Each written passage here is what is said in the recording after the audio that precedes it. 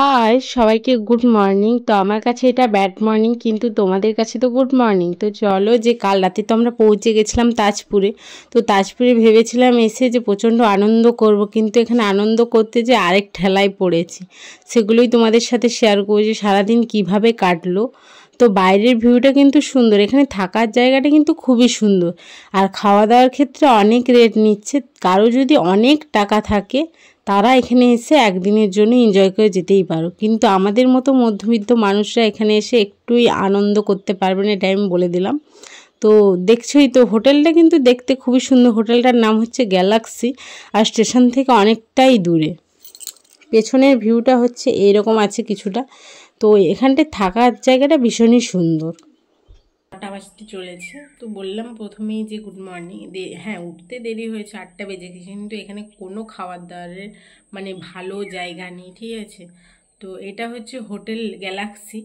তো খাওয়া দাওয়ার তো একদমই ভালো নয়। আবার কাল রাতে দিয়েছিল রুটি আর তরকাটা একদমই স্বাদ ছিল না। তো তোমরা কেউ এখানে এসো না, এরকম হবে আমরা একদমই ভাবতে পারি।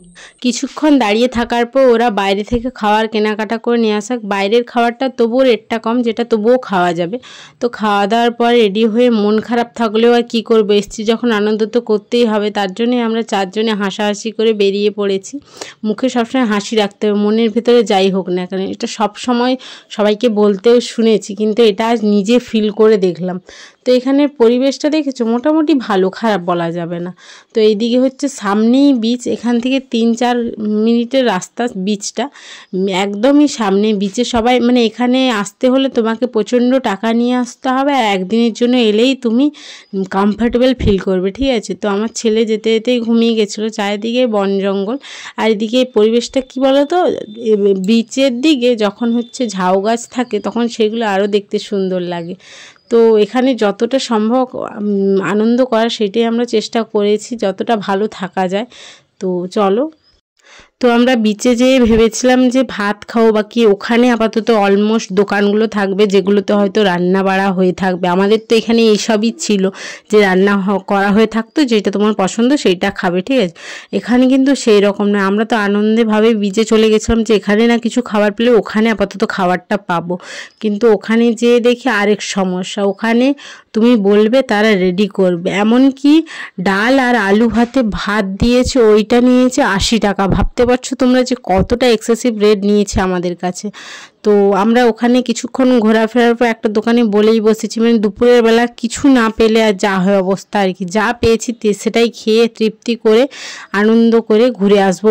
বিচেছি আমাদের প্রধান কাজ হচ্ছে ফটো তোলা। ফটো তো মাস্ট তুলতে হবে, আর আমি এদিকে ভিডিও করায় ব্যস্ত, ওরা হাসাহাসিতে ব্যস্ত। কিছুক্ষণ হাঁটাহাঁটির পরে তো ভালোই খিদে পেয়ে এলো, তার জন্য আগে আমরা খাওয়া দাওয়া করে নিয়েছি, তারপর ঘোরাফেরা করেছি। তো তারপর কিছু ফটোশ্যুট করেছি। তো এইখানে আমরা আধ ঘন্টা কি 1 ঘন্টা বসেছিলাম ভাতের জন্য। এখানে অনেক রকম অপশান ছিল, অপশানগুলো এত এক্সেসিভ রেট নিচ্ছিল সেগুলো আমরা হাত দিতেই পারিনি। তো তারপর যাই হোক খাওয়া দাওয়া করে বিকেলে চলে এসেছিলাম রুমে, দেন স্নান টান করে আবার একটু বেরিয়ে গেছিলাম একটু ঘুম নেওয়ার পরে। তো বিকেলের ওয়েদারটা ছিল এরকম কিছুটা। তো এখান থেকে মানে মেন রোড যেখানে, সেটা অনেকটাই দূরে। আমরা ভাবলাম যে হাঁটতে হাঁটতে চারজনে গল্প করতে করতে চলে যাব। তো সেই হিসাবে আমরা হাঁটতে হাঁটতে গল্প করতে চলে গেছি। তো এখানে একজন আঙ্কেল আছেন, তো ওনাকে সব সবজি মশলা তারপরে তেল সব কিনে দেওয়ার পর ওনাকে দিলে, যা যা রান্না করতে বলে দিলে উনি রান্না করুন। আবার কি রান্নার যে চার্জ সেটা তো থাকবেই, সেটাও নিয়েছেন। তো আমরা রাতের খাবারটা বলে দিয়ে এখানে একটু চা আর পকোড়ি নিয়ে নিয়েছিলাম। চা খাওয়ার পর পকোড়িটা নিয়ে হোটেলে ওখানে মুড়ি খাবো ভেবেছি। দেখো আমাদের বাইরে যেও আমাদেরকে মুড়ি খেতে হচ্ছে, মা কিন্তু আমাদেরকে বলেছিল। তো মায়ের কথা আমরা অবাধ্য করেই গেছি। তো রাতের বেলা এগুলোতে আলো টালো দিয়েছে, কিন্তু হোটেল গ্যালাক্সিতে কোনো আলো দেয়নি, কোনো কিছুই না, জাস্ট থেকেছি ওইটাই। যা রুমগুলোও প্রচণ্ড ভাড়া নিয়েছে, আমাদেরকে বলেছে করেছে। রাতে আমাদের এই ডিনার ছিল, তোমরা দেখতেই পাচ্ছ যে রাতে আমরা কি খেয়েছি। লোক বাইরে গেলে সাধারণত চিকেন মাটন ভালো ভালো যেগুলো খায় না সেই সব খাবার খায়, কিন্তু আমাদের কপালে এটাই জুটেছে, এইটাই অনেক। তো আজকের জন্য এইটুকুই, দেখা হবে নেক্সট ব্লগে।